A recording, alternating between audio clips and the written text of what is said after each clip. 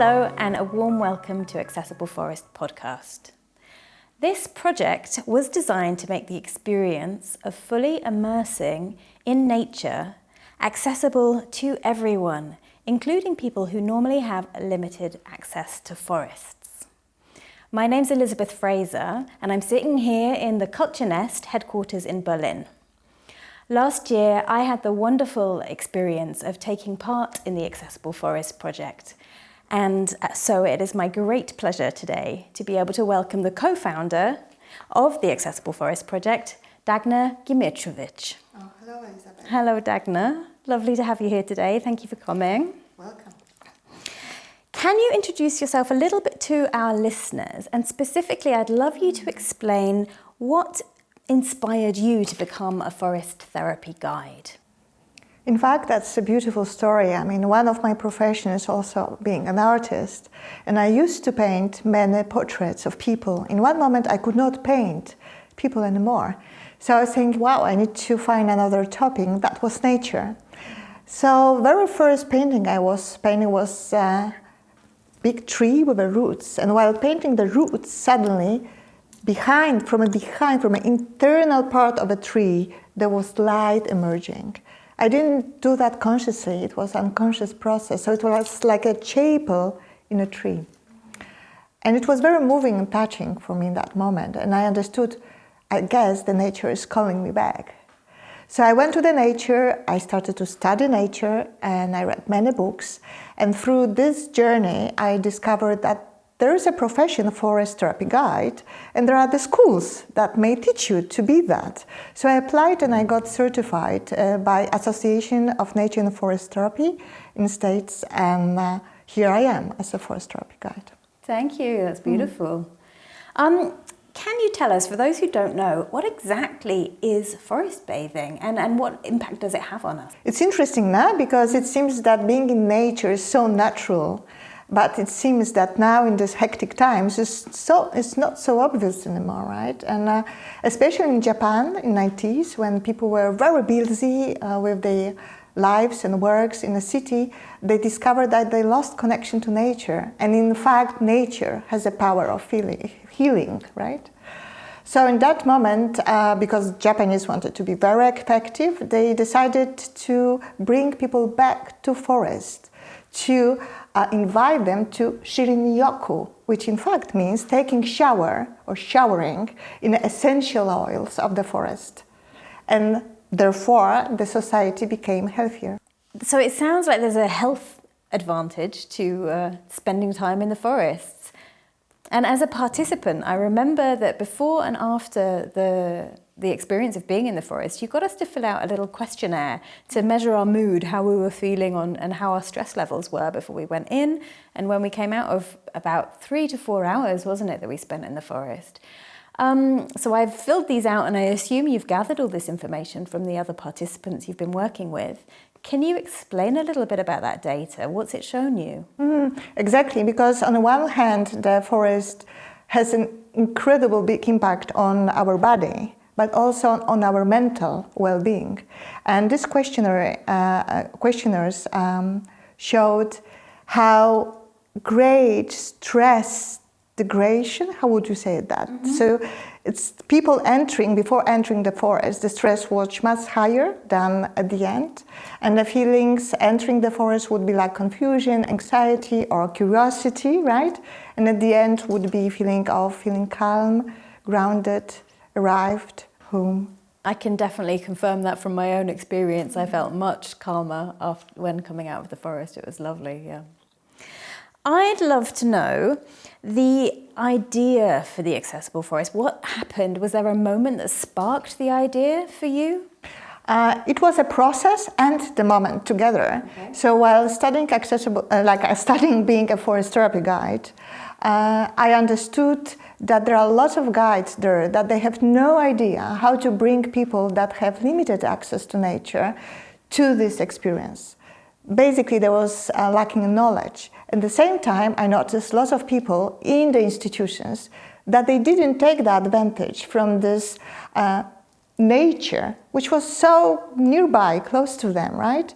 And there was one moment, I was like basically in the middle of the night, I woke up and said, wow, we need to create the project Accessible Forest to merge those two fields. And then immediately I wrote the message to Gita, who was my trainer of become a forest therapy guide, and said, Gita, would you be interested to join me in that project? And then in that moment, she was not sleeping and she answered me yes. And then we invited other partners, which was basically the lead organization of that project. That would be Słyszę Serce from Poland, and the another one from Hungary, which is like believing in this eco-philosophy. So then we formed a consortium. That's a story. I imagine that you had some key goals that you wanted to achieve through the project. Can you tell me what they were? We had several of them, but the ones that are the most important for me, that would be first to give chance to people to be immersed in nature. And we managed to do that. We invited around 120 people to be immersed in nature that usually they would not have that chance. So seeing people that would being wheelchair users and being hugging the trees, or being in the rain in the forest, or having the people that are constantly in a move and very busy and afraid of reality, invite them for this little moment of a peace. It was really very important. So that was first goal. And the second goal would be to create educational material. So to allow the others, inspire the others to bring those people to nature. Not to keep them close, not to keep them dissociated from nature, rather to open doors and open windows to this experience. So by the others, you mean people who might work with people in vulnerable groups? Definitely. Definitely them and forest therapy guides. That maybe they have no tools how to invite those people. Once you've had the idea and you know who you're trying to reach, how did you actually design the walks? That's an interesting question, because as a forest therapy guide, we have a sequence that later on is described quite in details in the ebook. And for these specific reasons, we needed to prepare ourselves. So there were like accessible experts who would recommend and advise us how to run this walk for this particular people, what to be aware of. So that was a longer preparation. So you gathered a lot of professional advice from people who are used to working with these groups, and then you integrated it into the concept that you already knew as a forest guide. Yes, and we were all learning that process, because then the walks were evaluated and walk after walk was better and better. Great. Tell us, why do you think connecting with nature is so powerful for individuals who have experienced instability? I guess being in nature brings you back to yourself. And when we feel that we cannot find a stability, the nature grounds us, that's the word proper, so it's grounding us. And it's creating the home around us in a way. So it's feeling of arriving. It's balancing. It's like the nature in an organic way gives kind of healing to the mental side of us, not only to the biological body, but also to the mental. So what kind of changes did you notice in the participants? Very often, because here in Germany we work with migrants, with different migrants, also those with refugee experience. And I heard many times that, oh, in this I feel like home, or, oh my God, this reminds me of my mother and father. So sometimes it was a kind of very deep connection to own resources and to own roots by taking part in these forest immersions. Do you have any specific memorable stories that you'd like to share with us? I think I have many of them, but one that I really like to share with the others is the story when I was ready to run the walk to adults, and just in front of a center I was expecting mothers coming to join the walk, but they were not alone, of course, they were with children.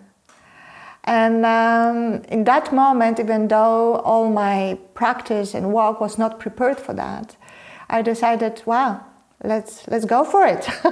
Let's see how the whole forest immersion, which is a particular sequence, and there's lots of kind of exercises, exploring textures, noises, being with yourself. How does it work with also children together with mothers? And it worked incredible. We didn't share the same language. So the whole process was done through communicating different languages, guessing what we say, through gestures, little sounds, and a bit of showing what to do. And the nature, which is, I think, is magic in that process, is not me holding the space. It's me opening doors to the nature, which is holding the space. And by creating this very safe container, I could see the children being immersed in a completely different dynamic. And the mothers would have their own space, that they could go away and children would stay next to me and the person that was assisting me, the pedagogue.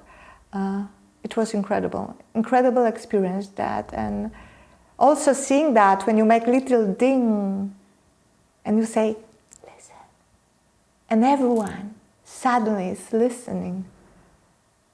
And then you see they change, they connect, it brings them to here and now.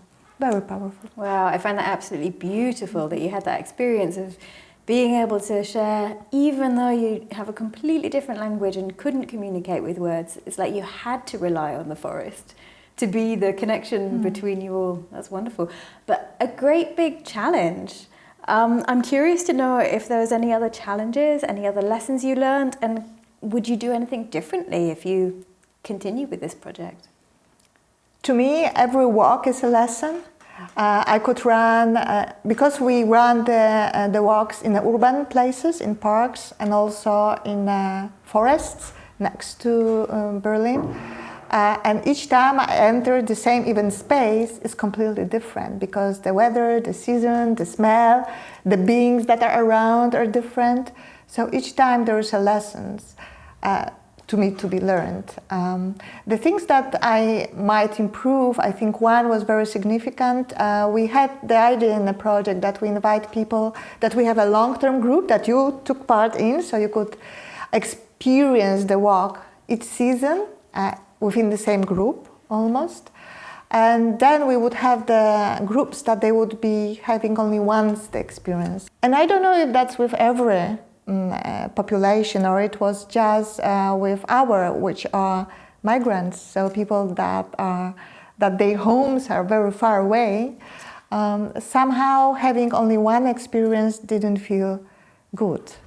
I mean, we should have offered, and then we did, more walks, because when you start this experience you want to keep going, because it's somehow equips you with new resources, connections, and also this feeling of community. It's very, like, I guess, needed.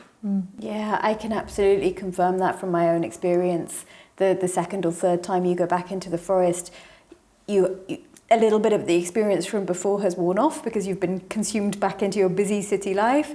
But then you go back in and you remember what it was like before, so you're not starting from scratch, and each time builds on another experience, and it's very enriching. You kind of go deeper each time, so yeah, that's great. You mentioned earlier that one of the goals was to create educational materials from this project. Can you tell us a little bit more about that? Which materials have you created and who are they for? We could create open source platform, which is under accessibleforest.com, where you can find ebook, podcasts, as this one, templates, audio recordings, and many other things. So this is the whole journey to prepare the practitioner later on to bring people to the nature in this meaningful way, which is bringing back the relation to nature, not only experiencing walk, but also finding a new connection and Wonderful. That sounds very helpful. So anyone can go on your website and download the resources from accessibleforest.com. That's great. I'm curious to know, did any of the participants input into the building and designing of the materials themselves? So first of all, here the podcast is hosted by you who took part in the walk, and other podcasts done by also other partners from Consortium would have the same story. Then we collected the stories from people and we took beautiful interviews with them. So there's like intertwined in the project the perspectives of different participants, though we might have even more of those, maybe with the next project. Lovely. So I'd like to learn a little bit about you a bit more personally. So you're not only a forest guide, but you've mentioned that you're also a painter, an artist. And we're surrounded here with your beautiful paintings. So as someone that spends a lot of time in nature now, and you've had that evolution, you've spent more and more time in nature, can you explain if the Accessible Forest Project has shaped your creativity, your paintings?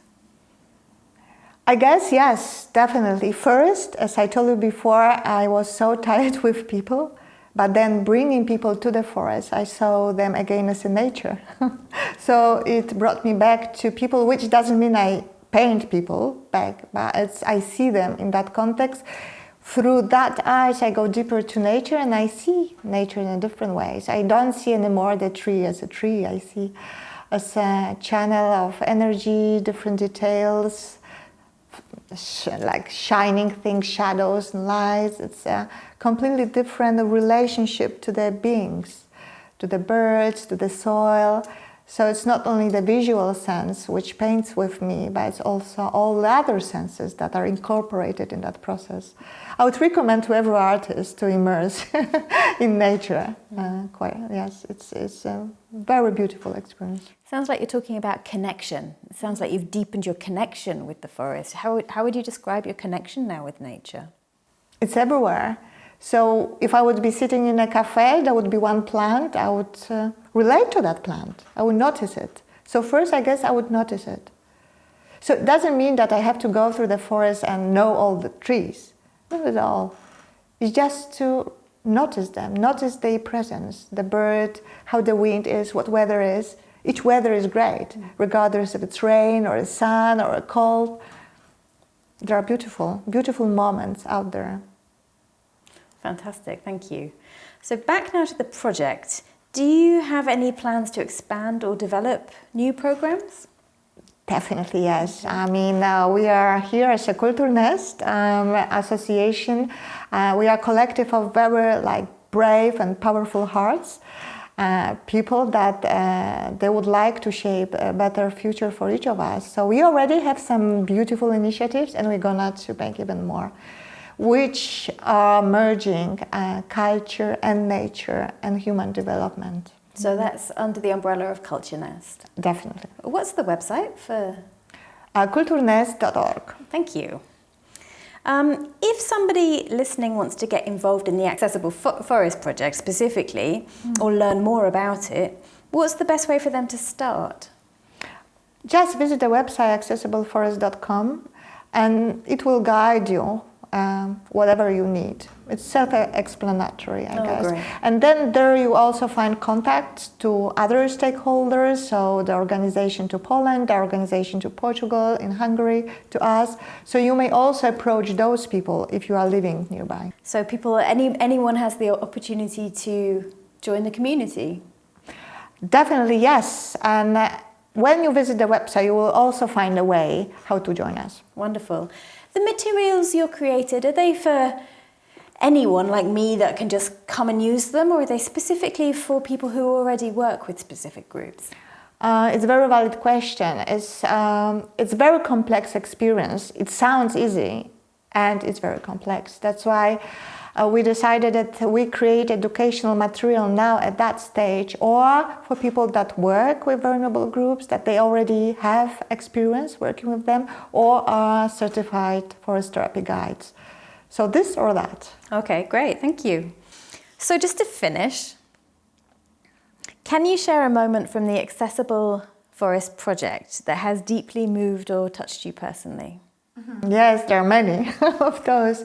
One I remember now, each walk needs to be prepared. So I need to go to the place to see the forest. And that time I went, it was springtime, and there were those birds like herons that they make a beautiful like noise when they are very excited, right? And they're walking on the field, and you know, this voice and those birds, it's such an amazing feeling. And then I was wondering, wow, it would be so great when I come with a group that you are still there.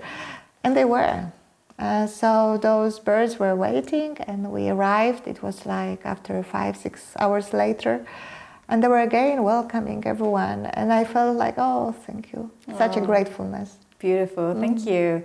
Well, thank you so much for your time today. And thank you all for watching or listening. And yeah, please go to accessibleforest.com and join the community. Yeah, thank you so much.